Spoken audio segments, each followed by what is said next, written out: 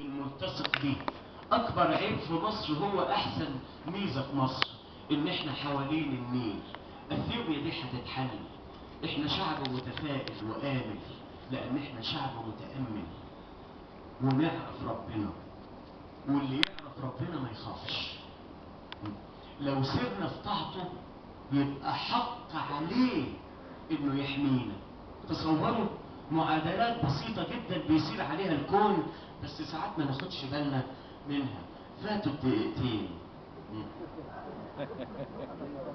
احنا عايزين تصميم. بيقول ايه بقى الدين بتاعنا؟ الدين بتاعنا الاديان كلها حاجة واحدة.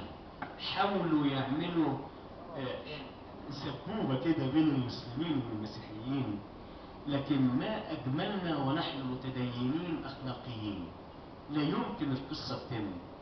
بيقول إيه؟ لا تشربوا، أو أن تخصصي مايكروبيولوجي. الحديث الأول في تاريخ البشرية عن الميكروبيولوجي حدثين. الأول بيقول لا تشربوا من فم القردة، ما تاخدش منها على طول. واحنا عاملين ناس محسنة جميلة جدا، عاملة المية الساقعة والقلل والكوبايات والزير. عشان كده في 26% من الشعب المصري حامل للHCV اللي هو التهاب الكبد الوبائي، لكن ربنا كده ساتر وموقفه. لا تشربوا من فم القربة، ولا القلة ولا الزير ولا الكوباية. اشرب بإيدك من الحنفية، بس نظف إيدك الأول. الحديث الثاني لو لقيتوا طاعون في حتة اطلعوا منه. والمخلفات دي طاعون. القنبلة الذرية القادمة معذرة هي الذباب الحامل للفيروسات.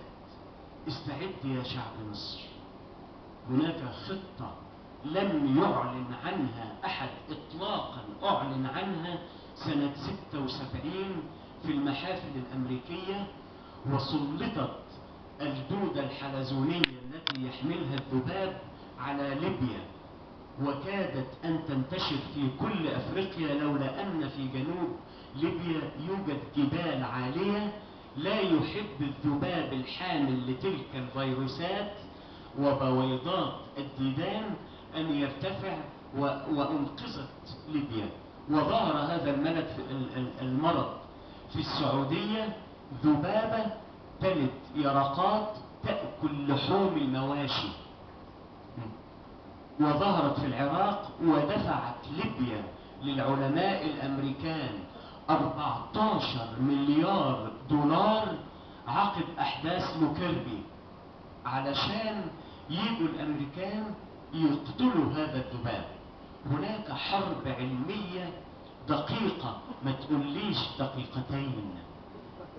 أنا عايز يبقى فيه ثقافة تنبعث من الإنسان العظيم صاحب هذا الكون العابد، خليفة الأرض العابد، يفكر بحزن إنشاء فيما آلت إليه البشرية.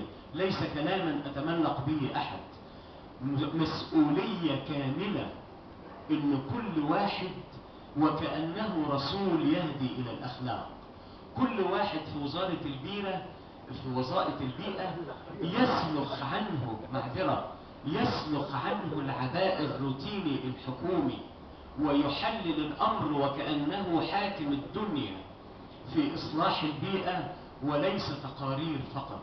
ولتستعد محافظة الإسكندرية أو عن طريق نقابة العلميين والمهندسين إلى تلقي آرائكم، أو نعم، أنا عايز يبقى كل واحد مسؤول عن هذا الكون كله حقيقة. يعني اللي بيربي مواشي مساهم بقيمة ما يخرج من تلك البقرة من غاز الميثين، وبيحدث هذا الثقب. عارفين ايه هذا الثقب؟ انا استاذ الكائنات الشرسة، الكائنات الدقيقة الشرسة زادت جدا جدا في العالم كله بعد الارتفاع الحراري بنص درجة او درجة.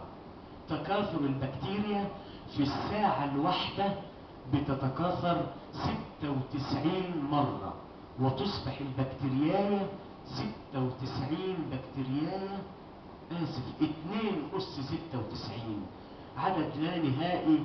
زاد هذا العدد والأمراض زادت، لكن الشعب المصري كله يريد حاجتين: المحصلة، أن يهتم الأطباء ويعاد تعليمهم أساسيات العلوم حتى ينمو كأطباء ويصيروا على نفس المستوى الطبي العالمي. هناك لوم عالمي جاء لكل القطاعات الطبية في مصر أن تعلموا قواعد العلوم، البيسك ساينس الذي هو مهمل تماما في مصر. إعادة صياغة. صوتك أعلى من صوتي. لا يوجد أمامي سعادة اللواء عبد الخالق زين العابدين. حدوته جميلة قوي إن يبقى عندنا حد في المحافظة اسمه كده. حدوته جميلة من ربنا إنها تيجي دلوقتي. لا أتملقه إطلاقا ولا أريد منه أي ميزة إطلاقا، لكن حضر هذا اللقاء وصبر علينا. والميزة الثانية أنه لم يعتزل، أن وراءه أعمال كثيرة في المحافظة، مشكورا هو إن شاء الله. الجزء الثاني: نربي ولادنا صح. ربي ابنك. يعني كل واحد فينا يعرف 100. احنا دلوقتي حوالي 60-70 واحد، في 100 يبقى 7000. ومتولية هندسية: أن أعيد الضمير. فهم ابنك إنه قيمة.